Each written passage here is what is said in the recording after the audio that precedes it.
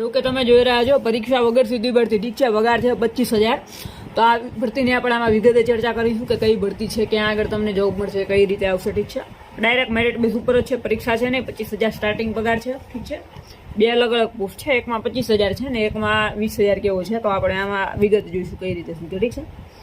હવે ભરતી છે એની છે, ઠીક છે, તો કે પીએમ પોષણ યોજના, ઠીક છે। પીએમ પોષણ યોજના એટલે કે મધ્યાહન ભોજન, ઠીક છે। જે સરકારી શાળાઓ છે એમાં ખાસ કરીને પ્રાઇમરી 1 થી 8 બધું જ્યાં આગળ મધ્યાહન ભોજનનું ચાલુ હોય છે, એમાં જે મધ્યાહન ભોજનનું સુપરવાઇઝરની એની જગ્યા છે, ઠીક છે। તમારે ખાવાનું બનાવવાનું એવું કાંઈ છે નહીં, ઠીક છે। સુપરવાઇઝરની જગ્યા છે, જિલ્લા કક્ષાએ તાલુકા કક્ષાએ 2 કક્ષાએ છે, ઠીક છે।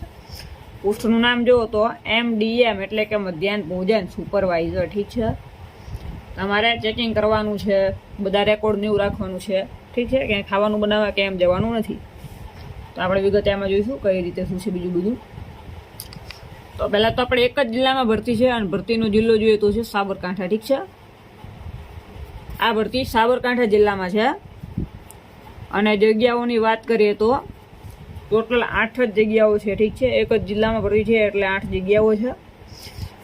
અને હવે જે અરજી કરવાની રીત, ઠીક છે, અરજી કેવી રીતે કરવી, તો કે અરજી છે ઓફલાઈન એટલે કે તમે કોઈ પણ ટપાલથી મોકલી શકો છો। પોસ્ટ ઓફિસમાં જે ટપાલના ડબ્બા હોય એમાં ડાયરેક્ટ તમે અરજીનું ફોર્મ નાખી દો તો એ પહોંચી જાય, ઠીક છે। કાંઈ રજિસ્ટર પોસ્ટ ને સ્પીડ પોસ્ટ ને એવું કરાવવું કાંઈ જરૂરી નથી।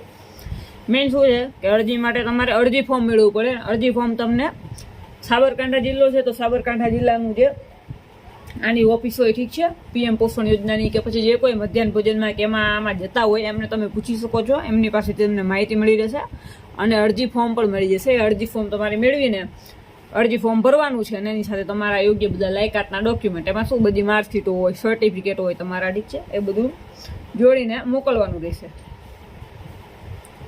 હવે ફોર્મની આપણે તારીખો જોઈશું, ઠીક છે। તો કઈ રીતે શું છે, તો ફોર્મ ભરવાની છેલ્લી તારીખ છે 3/11/2025, ઠીક છે। 11મા મહિનાની 3જી તારીખ ફોર્મ ભરવાની છેલ્લી તારીખ છે। અને પગાર ધોરણની એની વાત કરીએ તો પહેલાં તો પોસ્ટ જોઈશું આપણે। પહેલી જગ્યા જોઈએ તો છે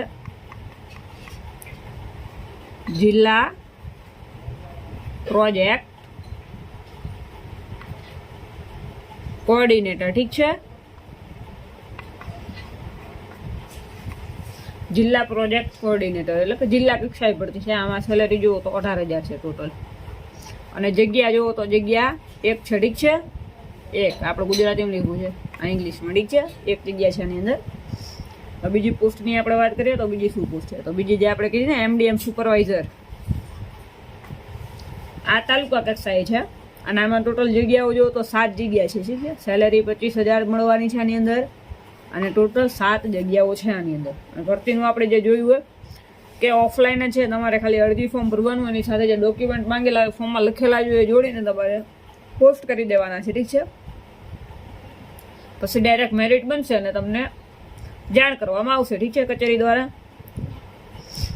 તો બીજું આપણે જોઈશું કે આ અરજી કરવાની છે, ઠીક છે, તમારે। તો હવે અરજી તમે ક્યાં આગળ કરશો, ઠીક છે।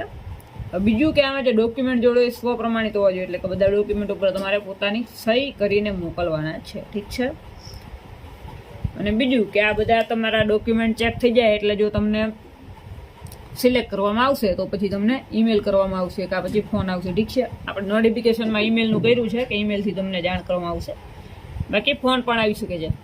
હવે જોઈશું કે હવે તમારે પોસ્ટ કરવાનું છે તો એનું સરનામું, ઠીક છે, કઈ જગ્યાએ તમે પોસ્ટ કરશો તમારે પરબીડિયા ઉપર લખવું પડશે, ઠીક છે। તો આપણે સરનામું આમાં જોઈ લે, ઠીક છે। સરનામું તમારે શું લખવાનું છે, તો શું લખશો સરનામું તમે નોટ ડાઉન કરી લેજો, સ્ક્રીનશોટ લઈ શકો છો, ઠીક છે। જિલ્લા પુરવઠા અધિકારીની કચેરી, ઠીક છે। જિલ્લા પુરવઠા અધિકારીની કચેરી એટલે કે જ્યાંથી બધું અનાજનું એનું વિતરણ કરવામાં આવતું હોય, જિલ્લામાં જે અનાજનું એનો વહીવટ રાખવામાં આવતો હોય। પછી શાખા લખવાની છે, ઠીક છે। MDM શાખા, MDM એટલે કે મધ્યાહન ભોજન શાખા, ઠીક છે, એટલે તમારે MDM શાખા લખવાનું રહેશે। પાછળ લખવાનું કલેક્ટર કચેરી, કેમ કે શાખા હશે કલેક્ટર કચેરીમાં જશે. કલેક્ટર કચેરી લખી નાખશો. અને છેલ્લે હવે મેઇન સરનામું છે આનું પોલો ગ્રાઉન્ડ. ઠીક છે, આ સાબરકાંઠાની કચેરીનું સરનામું છે પોલો ગ્રાઉન્ડ, હિંમતનગર, અને જિલ્લો લાગુ પડશે સાબરકાંઠા. ઠીક છે, તો આ સરનામું તમારે લખવાનું છે. અને આ સરનામા ઉપર તમારે પોસ્ટ ઓફિસથી કે પછી પોસ્ટ ઓફિસના જેવા ડબ્બા હોય તે ટપાલના, એમાં તમારે કોઈ ચાર્જ ન લાગે, ડાયરેક્ટ નાખી દો એટલે એની રીતે 2-3 દિવસમાં પહોંચી જાય. છેલ્લી તારીખ 3/11 છે, એટલે તમારે બને ત્યાં સુધી યાદ રાખજો કે 28-10-25 પહેલાં તમારે ટપાલ મોકલવી પડે. એટલે શું, પહોંચતા એટલો ટાઈમ થઈ જાય. પછી તમે મોકલો તો ચાન્સ ઓછા, 3 તારીખ પછી પહોંચે તો પછી તમારા ગણતરી લેવામાં ન આવે. ઠીક છે, એટલે ગણતરી ન થાય તમારી અરજીની. એટલે મેન આ છે. બીજું આપણે આવી જ ભરતી માટે આની સાથે જોડાઈ રહો. જય હિન્દ, જય ભારત.